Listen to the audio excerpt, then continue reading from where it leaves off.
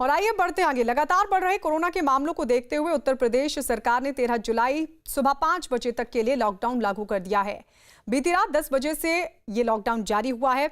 UP की दूसरे राज्यों से लगने वाली जो सीमाएं हैं उनको भी सील कर दिया गया है।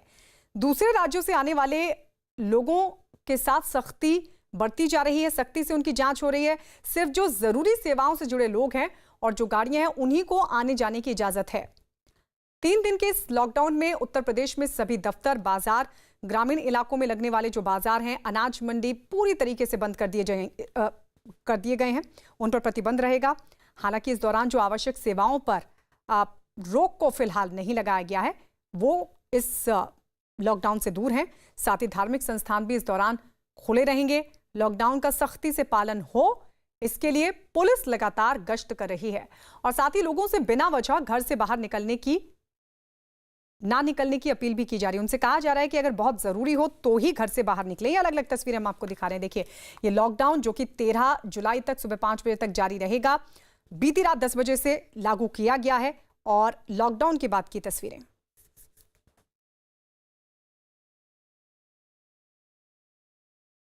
हुए उत्तर प्रदेश सरकार की तरफ से 10 जुलाई रात 10 बजे के बाद से 13 जुलाई सुबह 5 बजे तक के लिए लॉकडाउन लगाया गया है। लेकिन इस लॉकडाउन का असर अब चौराहों पर भी दिखाई देने लगा है। देखिए, आप जिस तरीके से अनलॉक 2 में पुलिस की ओर से जो सख्ती थी वो थोड़ी कम कर दी गई थी, लेकिन अब चूंकि लॉकडाउन का ऐलान किया गया है तो शहर में हर चौराहे पर आपको ये बैरिकेडिंग दिखाई देगी और पुलिस अब हर किसी से पूछताछ कर रही है कि आखिर घर से बाहर निकलने की वजह क्या है। क्योंकि सरकार की ओर से साफ तौर पर ये कहा गया है कि आवश्यक सेवाएं जो हैं वो इस बीच जारी रहेंगी, लेकिन जो लोगों को ज़रूरत नहीं है वो कम से कम घर से बाहर निकले। और इसी लिहाज से मुख्य सचिव आर के तिवारी ने जो सभी ज़िलों के नोडल ऑफिसर्स हैं उनको पत्र लिख करके ये सुनिश्चित भी किया था कि ये जो 3 दिन है इसमें सख्ती बढ़ती जाए और ख़ास तौर पर मेडिकल स्क्रीनिंग और सैनिटाइजेशन के काम पर फोकस किया जाए। लेकिन इसकी वजह ये भी है कि जिस तरीके से अनलॉक 2 हुआ था उसमें लोगों ने इसका बहुत ही गलत तरीके से इस्तेमाल किया, जिसकी वजह से पिछले कुछ हफ्तों में कोरोना के केसेस में बेतहाशा वृद्धि हुई है। और इसकी वजह से अब ये जो सख्ती है ये साफ तौर पर सड़कों पर देखने को मिल रही है। जानकारी मैं आपको ये भी दे दूं कि इस बीच मंदिर, मस्जिद, गुरुद्वारे यानी कि जितने भी धार्मिक स्थल है वो खुले रहेंगे, हॉस्पिटल्स खुले रहेंगे, मेडिकल स्टोर खुले रहेंगे, हाट और बाजार बंद रहेंगे ताकि लोगों की गैदरिंग ना हो पाए। और अब इसका जो असर है वो सड़कों पर दिखाई देने लगा है। अनामिका सिंह, न्यूज़ 18, लखनऊ। यहाँ पे कह रहे थे एक हमारे गाड़ी अभी इको निकले हैं 1103, ठीक है, उनको तो जाने दिया है। और हमारे 1177 दूसरी गाड़ी का पास है ये, तो ये वो गाड़ी खराब हो गई, हमने दूसरी गाड़ी लेके जा रहे हैं। अच्छा। तो इन्होंने मना कर रहे हैं। हाँ जी, वापस भेज रहे हैं आपको? वापस फिलहाल तो वापस है कर। मेरे को कैलाश हॉस्पिटल जाना है, लेकिन मेरे पास अभी कोई डॉक्यूमेंट नहीं है, तो मैं कैसे प्रूव करूं कि मेरे को हॉस्पिटल जाना है? अब ये लोग मेरे को अलाउ नहीं कर रहे हैं जाने के लिए। लॉकडाउन हमारे को पता था, मैंने ई पास के लिए भी ट्राई किया है, लेकिन वेबसाइट पे 30 जून के बाद ई पास ही नहीं अप्लाई हो पा रहा है। देखिए, ये लॉकडाउन जो है जो बहुत ज़रूरी है और हमारी उत्तर प्रदेश की सरकार ने, माननीय मुख्यमंत्री जी ने जो आदेश दिया है ये बहुत सही है, जनता के हित में है। क्योंकि दिन प्रतिदिन इलाहाबाद में भी केस बढ़ रहे हैं और केस ना बढ़े और एक अच्छी पहल है। लॉकडाउन जो लगा सर, तो पहले जिनके लोगों की, जैसे मेरी दुकान थी, किसी ने किराए पे लिया तो वो दुकान मेरी छोड़ दे रहा है इस वजह से कि उसकी बिक्री बट्टा हो नहीं रही, वो दुकान पे भरपाई नहीं कर पा रहा किराए की, कि दुकान हम किराए का पैसा दे दें, वो किराए का पैसा नहीं दे पा रहा, दुकान छोड़ रहा है। उत्तर प्रदेश में 3 दिन के लॉकडाउन के बीच सैनिटाइजेशन की विशेष मुहिम चलाई जा रही है।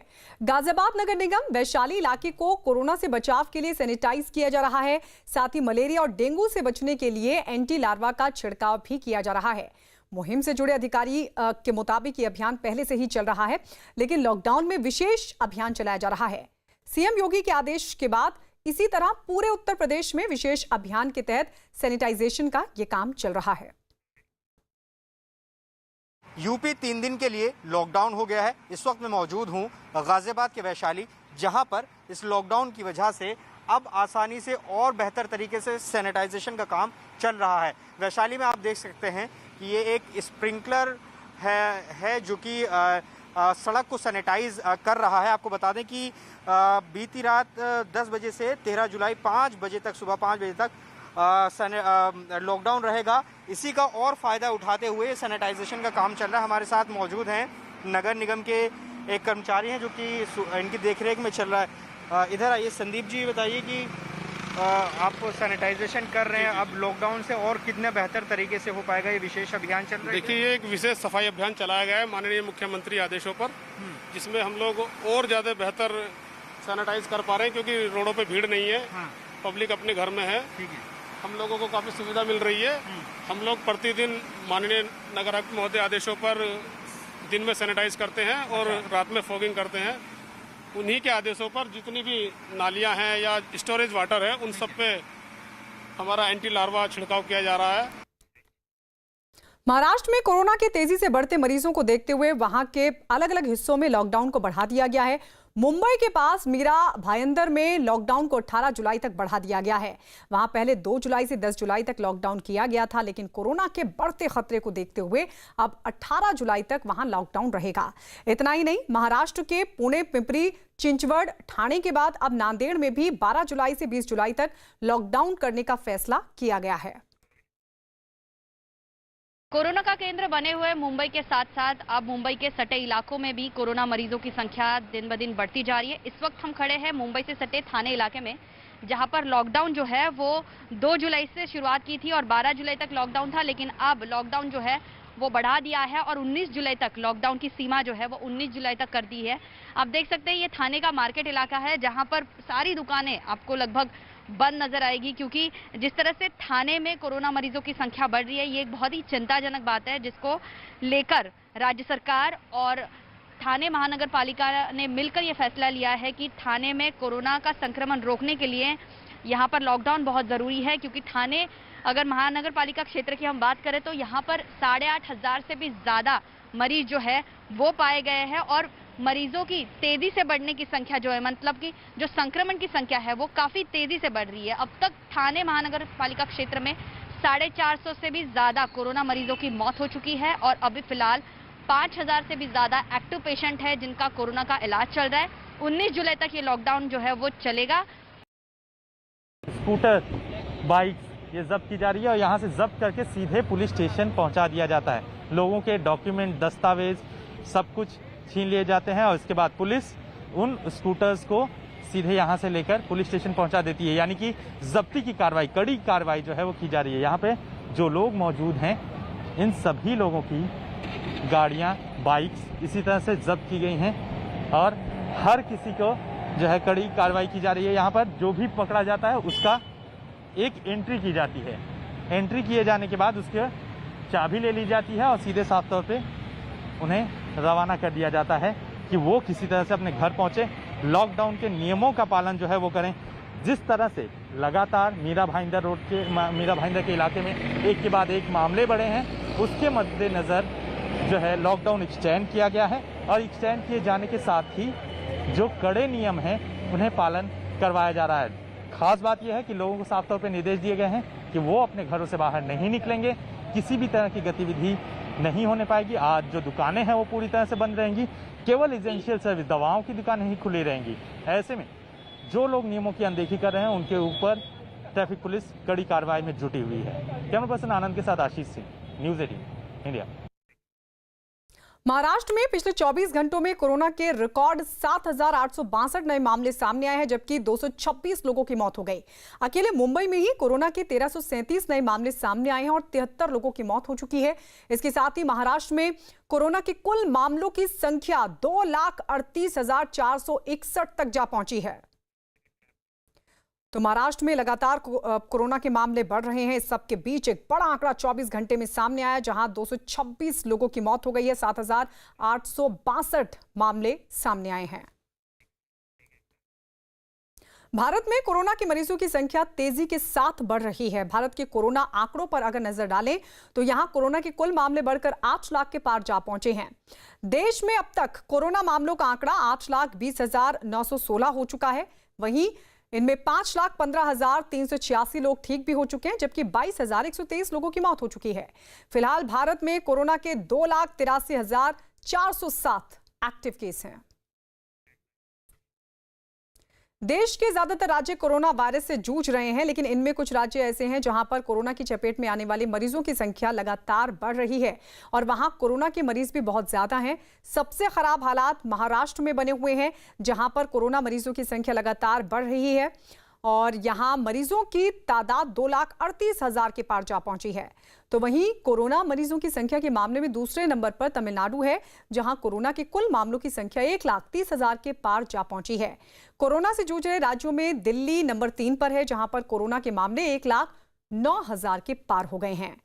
गुजरात चौथे नंबर पर, जहां कोरोना के कुल मरीजों का आंकड़ा 40,000 के पार जा पहुंचा है और 5वें नंबर पर है उत्तर प्रदेश, जहां कोरोना मरीजों की संख्या 33,500 से ज्यादा हो गई है। दुनिया भर में कोरोना मरीजों का आंकड़ा 1 करोड़ के पार जा पहुंचा है। दुनिया में मरीजों कोरोना के जो कुल मामले हैं उनकी संख्या बढ़कर 1,24,66,000 से ज्यादा हो गई है, जिनमें 68,54,820 मरीज ठीक हो चुके हैं, जबकि 5,59,622 लोगों की मौत हो चुकी है। वहीं दुनिया भर में फिलहाल कोरोना के करीब 56 लाख एक्टिव केस है। कोरोना वायरस के कहर से पूरी दुनिया बेहाल है। दुनिया के 188 देश इस वक्त कोरोना महामारी की चपेट में है, लेकिन कुछ देशों में हालात बहुत ज्यादा खराब हैं और ऐसे देशों में पहले नंबर पर अमेरिका है, जहां कोरोना के मरीज 31,84,000 से ज्यादा हो चुके हैं। तो वहीं ब्राजील दूसरे नंबर पर है, जहां मरीजों की संख्या 18 लाख के पार हो चुकी है। भारत इस लिस्ट में तीसरे नंबर पर है, जहां कोरोना मरीजों की संख्या 8 लाख के पार जा पहुंची है। रूस चौथे नंबर पर, जहां पर मरीजों का आंकड़ा 7,12,000 को पार कर गया है। तो वहीं पेरू 5वें नंबर पर, जहां कोरोना के मरीजों की तादाद 3,19,000 से ज्यादा हो चुकी है। उधर मुंबई के धारावी में जिस तरह कोरोना के तेजी से बढ़ते मामलों पर लगाम लगाई गई, उसकी WHO ने तारीफ की है। WHO ने धारावी में कोरोना को काबू में करने के लिए टेस्टिंग, ट्रेसिंग और आइसोलेशन के तरीकों की सराहना की है। WHO ने इसके लिए भी धारावी की तारीफ की है कि वहां कोरोना को काबू करने में हर बीमार व्यक्ति का इलाज किया गया।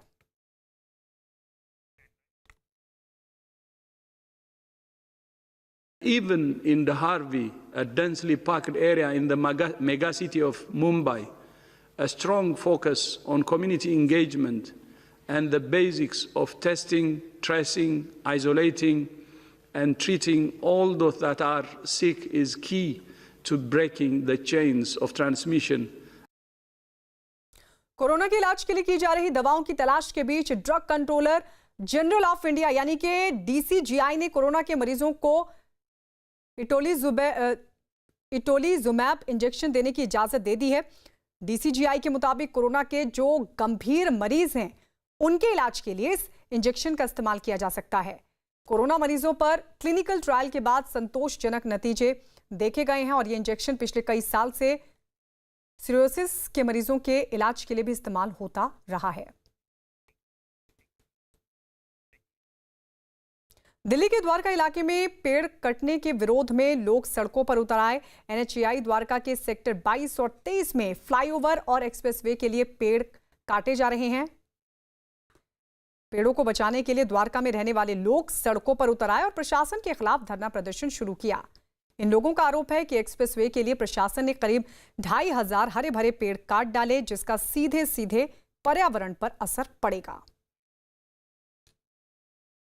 आज federation of CGHS Dwarka limited ने ये द्वारका एक्सप्रेस हाईवे जो यहाँ से निकल रहा है उसके लिए प्रदर्शन किया है और इसमें द्वारका की जो 22 स्टेट की जितनी सोसाइटीज़ हैं आज इन्होंने यहाँ पे ज्वाइन किया है। ये प्रदर्शन इस फ्लाईओवर को रोकने के लिए और जो यहाँ पे 2 से 2,500 पेड़ हैं जो कट रहे हैं, जिनको हमने अपने हाथों से लगाया है, उसको बचाने के लिए किया है। जम्मू कश्मीर के कुपवाड़ा में LOC के नजदीक नौगाम सेक्टर में सुरक्षा बल ने 2 आतंकियों को मुठभेड़ में मार गिराया है। LOC के करीब सेना की टुकड़ी को आतंकियों की एक टोली नजर आई। सेना के जवानों ने फौरन पूरे इलाके में ऑपरेशन को शुरू किया। सेना के जवानों को देखते ही आतंकियों ने फायरिंग शुरू कर दी। जवाबी कार्रवाई में 2 आतंकी ढेर हो गए। सेना का ऑपरेशन अब भी जारी है। सेना ने आतंकियों की एक AK-47 राइफल भी बरामद की है।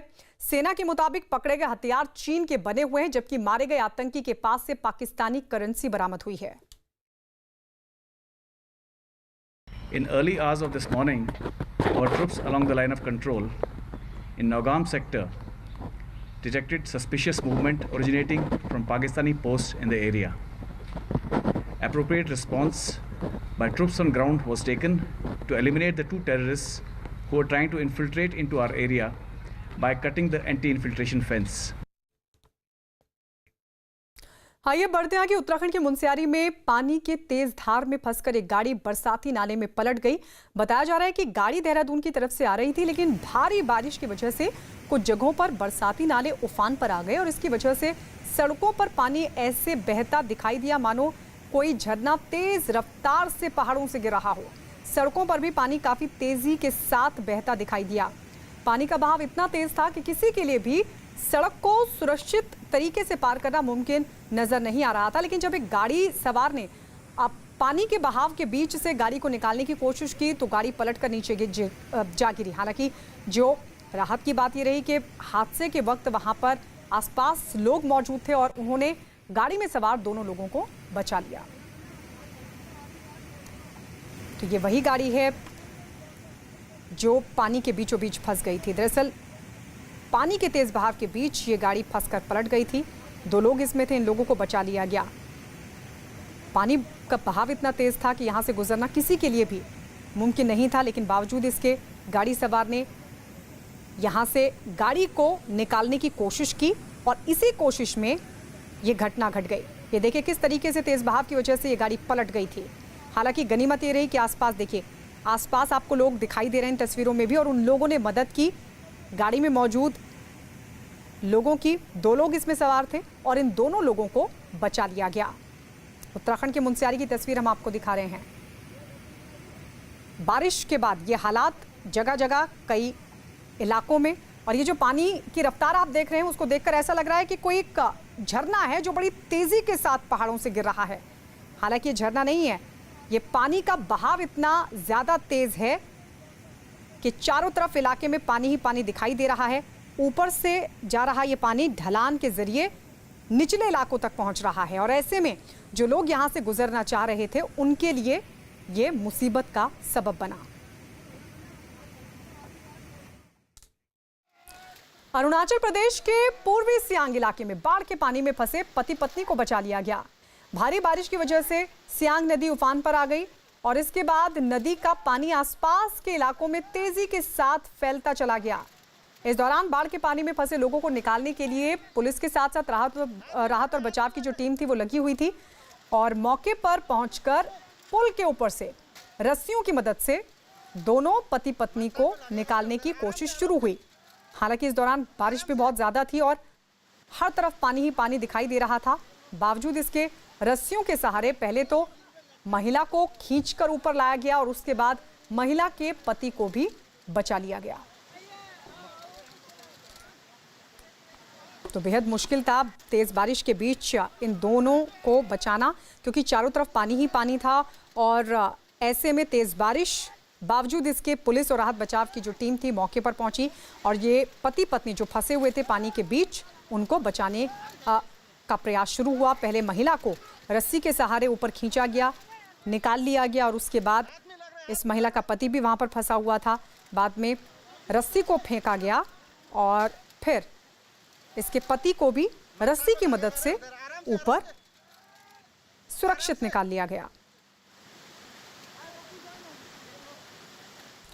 और अब ये तस्वीर असम की आपको दिखा रहे हैं, डिब्रूगढ़ की तस्वीर। ब्रह्मपुत्र नदी का पानी अब किनारों को तोड़कर जा पहुंचा है गांव तक भी। पानी की तेज धार की वजह से नदी के जो किनारे कटान है वो भी शुरू हो चुका है। यहां तक कि जो नदी के किनारे बने घर हैं और बड़े बड़े पेड़ हैं वो भी इसकी चपेट में आ गए। कटाव की वजह से नदी के किनारे खड़ा एक बड़ा सा पेड़ चंद ही मिनटों में उखड़कर पानी में समा गया। घरों में पानी भरने की वजह से लोगों की परेशानी और बढ़ गई। ये देखिए तस्वीर हम आपको दिखा रहे हैं और इसके जरिए आप अंदाजा लगा सकते हैं कि ब्रह्मपुत्र नदी के पानी का बहाव कितना ज्यादा है। बहाव इतना ज्यादा है कि अब रिहायशी इलाकों तक भी जा पहुंचा है पानी। लेकिन सबसे ज्यादा मुश्किल जो तटीय इलाके वाले लोग हैं उनके लिए सबसे ज्यादा मुसीबत खड़ी हो गई है, क्योंकि ब्रह्मपुत्र नदी के तेज बहाव की वजह से कटान भी शुरू हो चुका है और किनारों पर जो पेड़ हैं, जो मकान हैं, वो भी इसकी चपेट में आते हुए दिखाई दिए। ये देखिए, ये जो पेड़ था किनारे के पास था और ऐसे में कटान की वजह से ये पेड़ चंद मिनटों में पानी में समा गया।